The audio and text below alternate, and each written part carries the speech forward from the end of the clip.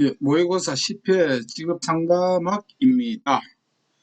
1번 문제요. 내담자 중심 상담 이론에 관한 설명으로 틀린 것은 아마 이런 형태 문제가 또 요새는 이제 트렌드라서 좀 나올 수가 있거든요. 이런 문제를 어떻게 접근하느냐.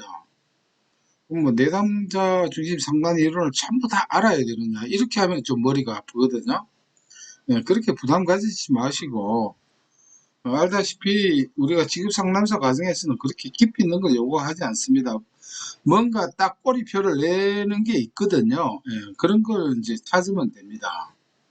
예, 그런 것은 뭐냐면 교재라든가 아주 압축해 놓은 교재라든가 제가 이론할 때 강조 드렸던 그런 사항들이거든요. 1번 볼까요? 다양한 진로 관련 검사 결과에 기초한다. 바로 그 내담자 중심 상담 이론의 특징이 검사를 중시하지 않는다는 것 아니겠습니까?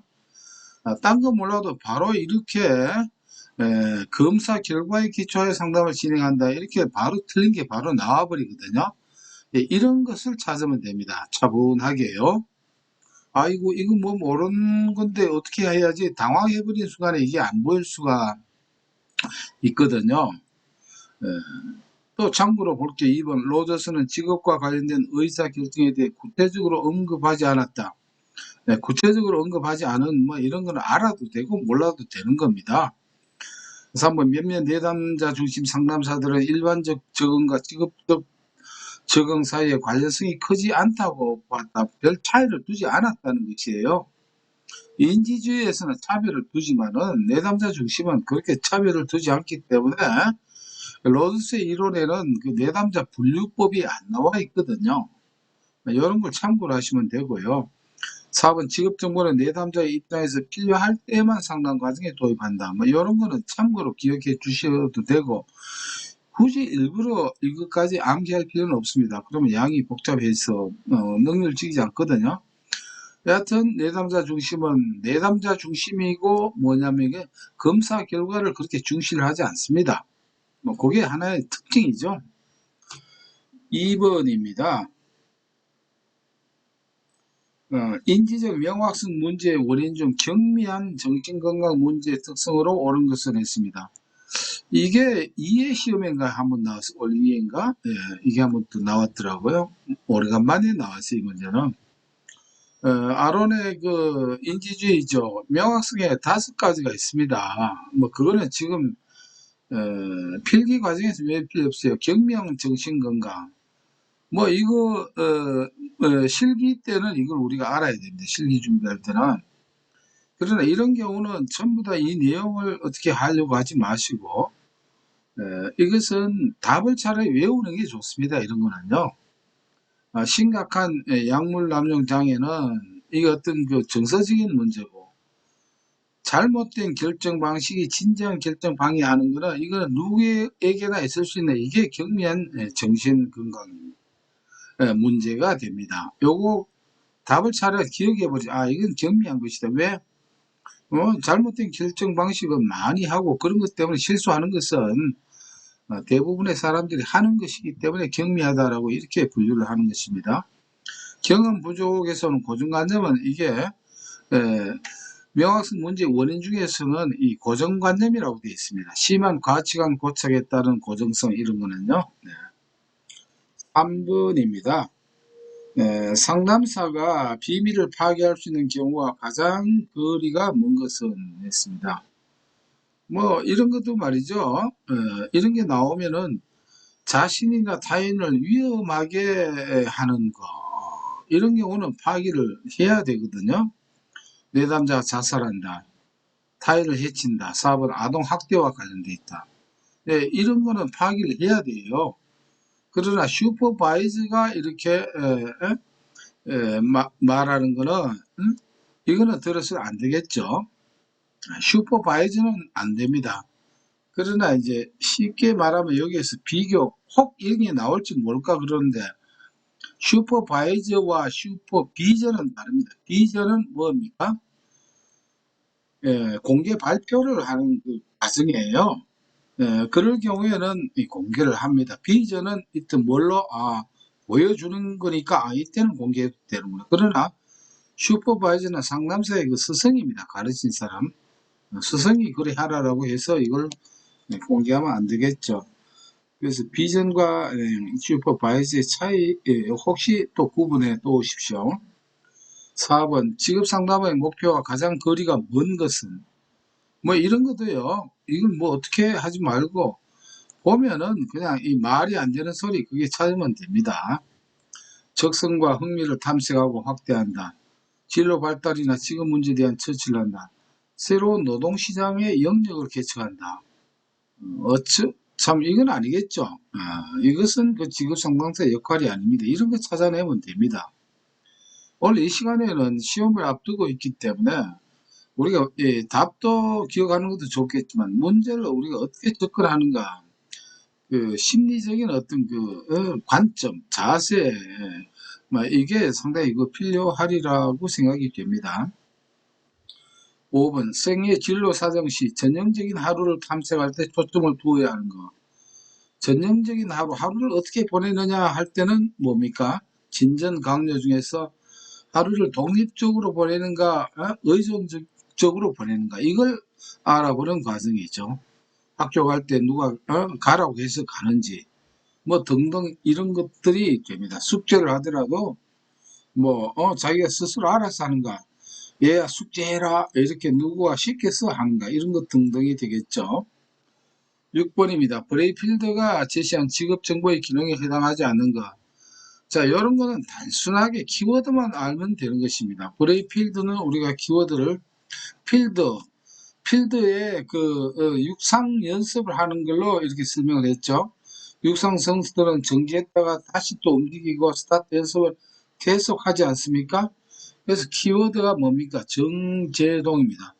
정지했다가 다시 또 움직이고, 정지했다가 다시 움직이고, 정제동. 그래서 정보적 기능, 제조적 기능, 동기화 기능이 됩니다. 그래서 브레이필드 직업정보의 기능을 하면 필드를 생각하시고 정제동으로 기억하면 결정화 기능은 아니겠죠.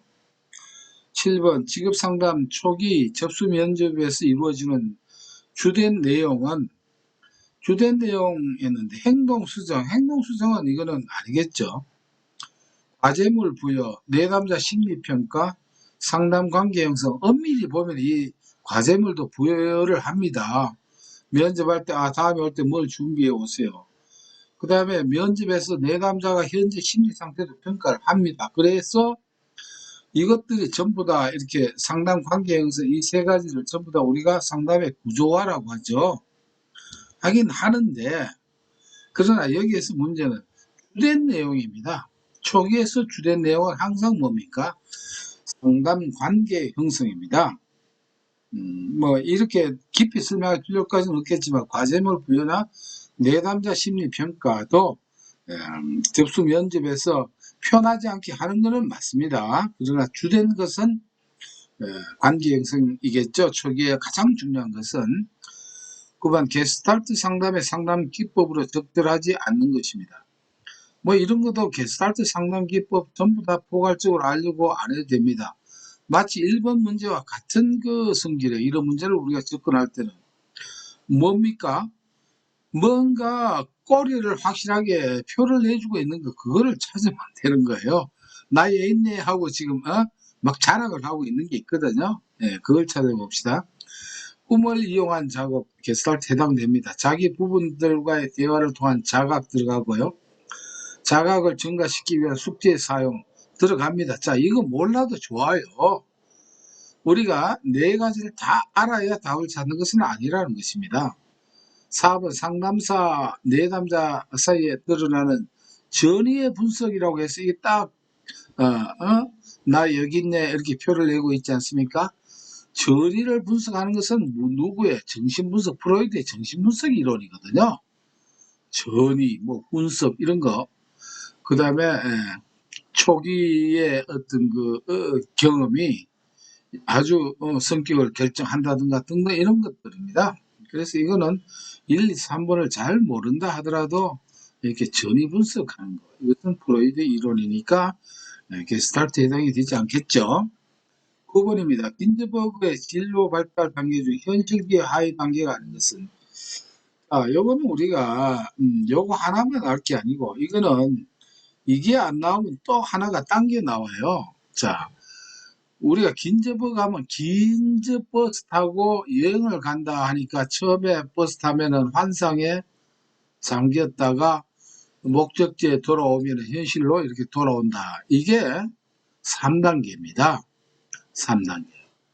자, 그래서 환잠현도 기억해야 되지만은 이 중에 현실기의 세부 3단계 있습니다. 요게 별도로 이와 같은 형태로 출제가 되거든요. 그럼 현실기에는 특별한 것을 탐구하더라 라고 해서 탐구특입니다. 탐구특. 키워드가 특별한 것을 탐구하더라. 탐구특이 됩니다. 그래서 여기 보면은 탐색기, 그 다음에 구체화기, 그 다음에 특은 특수화기입니다. 특수화기. 그러면 탐구 나와 있는데 특수화기가 없어요. 그렇기 때문에 특수화기 이꼴 뭡니까? 정교화기다. 이렇게 돼 있죠. 같은 표현입니다. 그래서 특수화기나 정교화기가 같은 그 표현이거든요. 그래서 이제 전환기는 해당이 되지 않는다. 이렇게 나옵니다. 그래서 우리가 주 카테고리를 가지고도 출제가 되지만은 긴접버거 같은 경우에는 현실기의 하위 세 단계 탐구특 가지고도 나오고 그 다음에 특수화기를 우리가 정교화기라고도 한다라고 하는 것도 우리가 알아야 됩니다. 그러면 이거와 대비되는 것을 우리가 또 한번 준비를 해야 되겠죠. 슈퍼의 단계 중에 슈퍼의 단계는 뭡니까? 주례사를 생각하면 되죠. 성, 탐, 확, 유세가 됩니다. 성장기, 탐색기, 확립기, 유지기, 쇠떼기 되는데 슈퍼는 이 탐색기의 세부 단계, 하위 단계를 출제가 되는 겁니다. 이걸 우리가 구분을 할 필요가 꼭 있습니다. 탐색을 할 때는 키워드는 탐색을 할 때는 전쟁을 생각하라고 했죠. 잠복했다가 전방을 이렇게 주시한다. 그래서 잠복해서 전방을 본다. 잠전시가 됩니다. 잠전시. 잠재기, 전환기, 시행기가 되는 거예요. 왜 그러냐면은 우리가 이렇게 구분을 하지 않으면 여기 지금 구분에 뭐가 나와 있습니까? 전환이라고 하는 말이 나와 있잖아요. 그래서 이거 구분을 명확하게 안 하면 전환기 어디서 봤던데 하위 단계? 그래서 그만 전환기를 선택하고 특수화기로 나오면 구분이 좋은데 이걸 또 다른 말로 정교화로 바꿔놨으니까 이건 처음 보는데 이건 아닐 거야 라고 해서 정교화를 찍을 수가 있어요. 왜? 전환기를 어디에서 슈퍼의 탐색기의 하위 단계 여기에 있는 전환기가 나오니까 이참에 우리는 슈퍼의 탐색기의 하위 단계 세 가지와 그 다음에 긴접버거의 환자면 중에 현실기의 세 가지 이거는 꼭 구분해서 정리할 필요가 있는 내용입니다. 요게 안 나오면 현실기 이렇게 번갈아 가면서 나올 확률이 있거든요. 10번입니다. 인지치료에서 다루는 인지적 오류와 그 사례로 옳은 것은 선택적 추론 90%의 성공도 나에게는 실패야. 이런 건 뭡니까? 의미를 너무 축소를 해버렸죠. 90% 성공인데 이 성공의 의미도 이건 의미 축소에 해당됩니다. 의미 축소. 양분법적 논리는 도하이면 뭐다 뭐 이런 말 흑백 논리죠. 돌다리도 두들겨 보고 걷는 자 이거는 뭐 전혀 무슨 속담 같은 얘기를 하고 있습니다. 3번 과일반환 하나를 가지고 딴 것도 뭐냐면은 그와 같으리라고 일반화시키는 것, 습관화시키는 것이죠. 영어 시험을 망쳤으니 이번 시험은 완전히 망칠 거야. 예. 이게 일이 됐으니까 딴 것도 그렇게 일반화시킨다는 것입니다. 그래서 이게 과일반화에 대한 올바른 설명이 되겠죠. 과소평가 나는 이번 시험에 꼭 합격해야 해. 이거는 어떤 당위성이죠. 이거는 전혀 해당이 없는 내용이 되겠습니다. 교재에 보면 여기에 따른 그 예문이 다 나와 있거든요. 참고하시고 11번 위기 상담 시 상담 내용에 관한 설명으로 틀린 거 뭐 이런 이론 안 배웠는데 왜 전혀 상관없습니다. 상식적으로 보시면 돼요. 일단 쭉 한번 읽어보는 거예요. 정서적 지원을 제공한다. 뭔가 표현하는 걸 찾으면 됩니다. 정서 발산을 자제하게 한다. 발산을 자제하면 병이 더 크게 나죠. 그래서 이게 우리가 상담이나 뭐 어떤 모든 만물의 법칙가 뭔가 자제를 시키고 억압을 하면은 고장이 나게 되어 있습니다. 그래서 정서도 발산 자제하게 하는 것은 이 상담 기법이 아니죠. 상담자의 올바른 태도가 아닙니다. 나머지는 보면은 희망과 낙관적인 태도를 전달한다. 위기 문제에 집중하도록 선택적인 경청을 한다. 뭐 크게 모순된 게 없거든요. 그래서 접근을 이렇게 쉽게 생각하시면 됩니다. 자, MBTI에 관한 설명으로 이제 들은 거 됐습니다. 성격 검사죠. 요거는 우리가 구분할 때 항상 생애 진로 사정 하면은 생하고 해서 아들러를 생각하시면 되고요. 생애 진로 사정은 아들러의 개인주의 이론에 이제 기초를 해서 만든 거고. 그 다음에 MBTI는 융입니다. 융. 요거 구분을 해서 요걸 섞어서 지금 맞느니 틀리느니 이걸 찾는 문제가 되거든요. 그래서 MBTI의 아들러가 나오면 아들러는 뭡니까? 아구탕을 좋아해요. 그래서 생하고 해서 생애 진로 사정은 아들러고 MBTI는 융이 되는 것입니다. 하나만 알아놓으면 되겠죠. 그러면은 MBTI는 저절로 융이 되니까요. 여기에 틀린 게 이제 바로 나왔죠. 2, 3, 4번은 참고로 익혀주시면 또 내공으로 삼으시면 되겠습니다. 13번입니다. 상담 종결 시 내담자의 종결 준비도를 알아볼 수 있는 내용과 거리가 가장 먼 것은 상담이 이제 마치는 단계예요. 적응 능력이 정진되었는가? 이제 나가서 잘 할 수 있는가? 이번 호소 문제나 증상이 줄어들었거나 제거되었는가? 무슨 문제가 있어서 상담을 했는데 이제 마치는 시점에서 이걸 알아봐야 되겠죠. 다른 사람과 관계를 맺는 수준이 정진되었는가. 아무래도 인간관계가 중요하겠죠. 4번 자신의 감정을 상담자에게 개방할 준비가 되었는가. 감정을 상담자에게 동결하면 이제 상담자하고는 만날 일이 없습니다. 추후 상담이 예약되어 있지 않으면. 그런데 이거 상담자의 감정을 개방할 준비를 되어 있는 건 상담 초기에 해야 될 내용이죠. 내담자는 처음에 감정을 개방을 잘 안 합니다. 그러나 초기 우리가 관계 형성을 잘하면은 어때요? 이제 자신의 감정도 오픈을 하겠죠. 그래서 요거는 종결 준비도가 아니고 이건 상담 초기에 해당되는 그런 내용이겠습니다. 약간 생각을 해야 되겠지만은 그러나 과히 어려운 건 아니라고 보면 되겠습니다. 14번입니다. 진로 상담에서 내담자의 목표 몰입도를 평가하기 위한 상담사의 어느 반응으로 적절하지 않은가. 자, 요거는 일부러 하려고 하면 공부 양이 많습니다. 그래서 이런 경우는 어떻게 해요? 답을 외우면 됩니다. 1번 몰입도입니다. 내담. 목표 도달을 위해 몇 가지 작업을 할 것입니다. 당신은 필요한 작업을 하는데 기꺼이 응할 수 있나요? 2번 이런 목표를 상담할 때 당신의 동기에 방해가 될 만한 것이 무엇인가요? 3번 우리는 당신의 목표와 행위 목표를 구체화시켜 볼 것입니다. 이런 목표를 구체화하는데 서면 계약이 도움이 될 것 같네요. 4번 목표를 성취해야 한다고 느끼는 시기는 언제며 마음속에 어떤 시간 계획을 가지고 있나요? 이거는 어때요?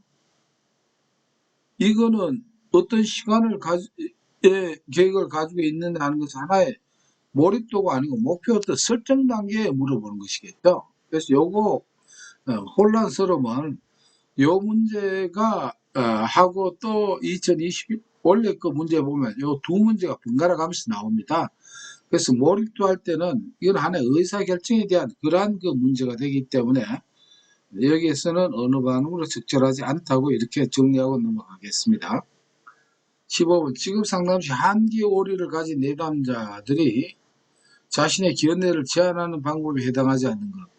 자, 이것도 하나의 패턴으로 우리가 익혀야 됩니다. 이거는 기스버스와 무어의 이론이지. 기스버스와 무어. 기스버스의 무어에서 뭐 여러 가지 뭐 왜곡된 사고라든가 뭐 등등이 나오는데 그 중에 제일 중요한 키워드가 전이된 오류 정정하기가 이게 아주 막 그냥 반복해서 나오고 있습니다. 전이된 오류 정정하기. 요 자체 가지고도 문제가 나옵니다. 뭐 전이된 오류 정정하기 대신에 한정된 오류 정정하기 이렇게 나오면 그게 틀린 겁니다. 요걸 만약에 출제가 한정된 오류로 나오면은 이건 틀린 것입니다. 그런데 전이된 오류 정정하기에 이제 카테고리가 3개가 있습니다. 자, 이것은 우리가 임진왜란에 한국을 치러 가자고 하는 일본 그거를 생각하는 게 이제 정한론입니다. 정한론. 그래서 요거는 정보의 오류요. 요게 한 개의 오류고, 요게 논리적 오류입니다. 논리적. 이렇게 전환된 오류 정정하기에는 큰 카테고리가 3개가 밑에 하부 카테고리가 있고, 또 우리가 이 정보의 오류 중에서는 또 3개가 있고 한계 오류에 또 3개가 있습니다. 요것입니다. 정보의 오류는 삭불죄입니다. 삭불죄. 뭐 동사나 명사를 삭제하고 이 얘기를 하는 거고, 그 다음에 불완전한 명사나 동사를 사용하는 것이고, 죄는 제한된 어투, 요게 삭불죄가 나오고, 지금 요게 나오든가 아니면 한계 오류가 나오든가 번갈아 나오거든요. 한계 오류라고 하는 것은 뭘 하는데 못한다 이 말이죠. 한계가 있어가지고.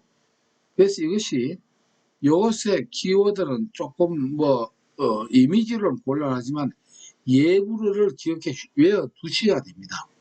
뭐 그러면 혼돈이 안 되거든요. 정보의 오류는 삭불죄요. 한계 오류는 예부르다. 그리고 전후된 오류 정정하기의 큰 카테고리는 정한론이더라. 정한론 밑에 정보의 오류는 삭불죄요. 한계 오류는 예부르더라. 요거는 딱 해서 정리를 해서 준비할 필요가 있습니다. 네, 그래서 지금 여기서 한계 오류거든요. 예외를 인정하지 않는 것입니다. 예외를 인정하지 않는 것. 예외가 있는데 예외를 인정 안 하는 이런 사람이 있죠. 항상 뭘 얘기할 때마다 불가능을 가정을 하고 이렇게 하는 거예요. 그 다음에 어쩔 수 없음을 가정하는 것입니다. 네, 그래서 요 3개가 되고, 왜곡되게 판단하는 것은 전이된 오류 정정하기, 왜곡되게 판단하기, 가정 사용하기, 뭐 이렇게 있는 여기 큰 카테고리 속에 들어가는 것이에요. 뭐 이것까지는 우리가 필기에는 준비 안 해도 되고, 지금 여기에서 예부를 기억해 주시면 아닌 거 찾으면 되겠습니다.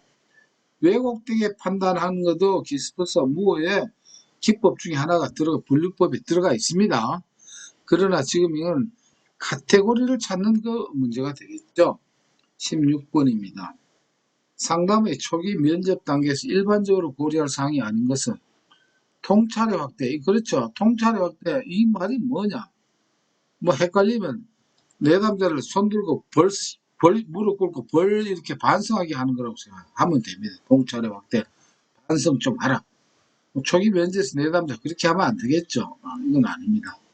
목표 설정합니다. 초기 면접에서 이 내담자의 목표를 뭘로 상담 목표를 어떻게 해야 되는가. 상담의 구조하고 문제 평가는 상담의 평가하는 거 다릅니다. 상담 끝나고 나서 상담 전체를 평가하는 것이고, 이 문제 평가는 초기 왔을 때 이 사람이 문제가 뭘까? 이게 뭐니까 어떻게 상담 전략을 세워야 될까 하는 그 문제 평가입니다. 그래서 이 통찰의 확대는 상담 초기에는 곤란하겠죠. 17번 특성 요인 상담에서 스트롱과 슈미트가 중요하게 생각한 상담사의 특성과 가장 거리가 먼 것은, 17번 이거 뭐 스트롱 슈미트 뭐 이거 또 뭔가 이렇게 다 외우려고 할 필요 없습니다. 역시 이것도 뭡니까? 다 모른다 하더라도 그 중에 하나 표가 나고 있는 게 있어요. 그걸 찾으면 되겠죠. 그건 뭡니까? 우리가 잘 알고 있는 게 있죠. 공감이 있죠. 공감은 누구의 트레이드 마크입니까? 네, 로저스 인간 중심의 하나의 그 표가 아니겠어요. 아까 뭐 전위 분석, 뭐 검사를 어떻게 진단해서 한다 이런 거 듣는 것처럼 말이죠. 그래서 공감을 이렇게 찾으시면 되겠고요. 저 오늘 하는 거는 이렇게 문제를 접근하는 방법, 시험장에서 그런 것도 같이 우리가 참고해서 제가 말씀을 드립니다. 18번 행동적 상당 기법 중 불안을 감소시키는 방법으로 이완법과 함께 쓰인 게, 이완법으로 함께 쓰이는 게 이불둔이 나오죠. 이불둔. 뭡니까? 체계적 둔감법이죠. 불안 감소. 체계적 둔감화가 되겠습니다. 이런 거는 간단한 키워드를 우리가 카테고리를 알면 되는 것이죠. 19번 형태주의적 상담 이론에 관한 설명으로 옳은 것. 여기 보면 융합, 내사, 투사, 편향 이게 나오거든요. 이 말의 풀이를 제대로 이해하려고 하면요. 형태주의 책을 엄청나게 게스탈트 이론을 엄청나게 알아야 됩니다. 그러나 우리는 그렇게까지 할 필요가 없기 때문에 골치 아픈 거는 익히면 됩니다. 외우는 게 오히려 편합니다. 여기서는 보면은 출제가 되는 게 내사가 나오고 내사가 안 나오면 편향 이 두 가지가 출제가 돼요. 내사가 나오든가 편향이 나옵니다. 그러면 옳은 걸 찾으라고 할 때는 편향이 안 나와요. 틀린 거 찾으라 하면 편향을 찍으면 됩니다. 아시겠죠? 근데 옳은 걸 찾으라고 하면 내사예요. 봅시다. 내사는 안쪽으로 들르는 거죠. 안쪽으로. 밖으로 들르는 건 타인에게 밖으로 쏘는 건 투사고 내 쪽으로 쏘는 거예요. 부모나 사회의 영향을 받거나 영향을 받잖아요. 안쪽으로. 스스로의 경험에 의해서 아는 경험으로서 형성된다. 이 내사가 옳은 것은 내사고요. 만약에 이게 틀린 것 찾으라라고 이렇게 나오면 여러분들 편향을 적으시면 됩니다. 지금까지 이 이론에는 이 두 가지 형태로 출제가 되었으니까 이렇게 답을 익히는 쪽으로 권장을 해드립니다. 20번 정신분석적 상담에서 훈습의 단계에 해당하지 않는 것. 우리가 훈습이라고 정신분석적 상담에서는 상담 대신에 분석이라고 바꾸어 생각하면 됩니다. 상담 시작이 뭐냐면은 분석의 시작은 상담의 시작입니다. 이걸 알면 이 문제를 우리가 쉽게 이해할 수 있거든요. 왜냐하면 프로이드는 이 분석 이론이기 때문에 정신 분석 이론이기 때문에 상담 이론이라고 하는 것을 프로이드 볼 때는 분석 이론이라고 이렇게 생각하면 돼요. 왜 이 말씀을 드리냐면은 훈습은 이 정신분석 상담의 상담 과정이 또 7가지 있는데 그 알필요 훈습은 마지막에 걸러내서 이렇게 불순물을 걸러내서 완성시키는 과정이거든요. 우리가 마치 뭐 훈제 고기를 생각하면 됩니다. 오리든 뭐 수육이든 처음부터 이렇게 하지 않겠죠. 이건 마지막 단계에서 하는 겁니다. 훈습은. 그러면은 환자의 저항이 있을 때 또 다시 쩝니다. 다시 또 이렇게 불순물을 걸러냅니다. 여기 분석의 시작입니다. 분석의 시작은 뭡니까? 앞서 서두에 제가 말씀드렸죠. 분석은 상담의 시작과 같습니다. 이게 분석의 시작은 언제 하는 상담 초기거든요. 정신분석 쪽에서는 분석의 시작하면 상담 초기라고 생각을 하면 됩니다. 분석은 상담 초기에 하지를 않습니다. 자, 한번 분석사의 저항에 대한 해석, 환자의 해석에 대한 반응. 이게 자꾸 분석하면서 대화를 하면서 또 걸러내고 또 내 말에 상담사의 말에 내담자가 또 어떻게 저항하는가 그걸 또 다시 분석을 하고 우리가 좋은 거는 훈제를 한 번 하지 않는다 라고 하죠. 이렇게 해서 한번 정리를 해 보았고요. 바로 연이어서 직업 심리학 넘어가겠습니다. 잠시만 기다려 주십시오.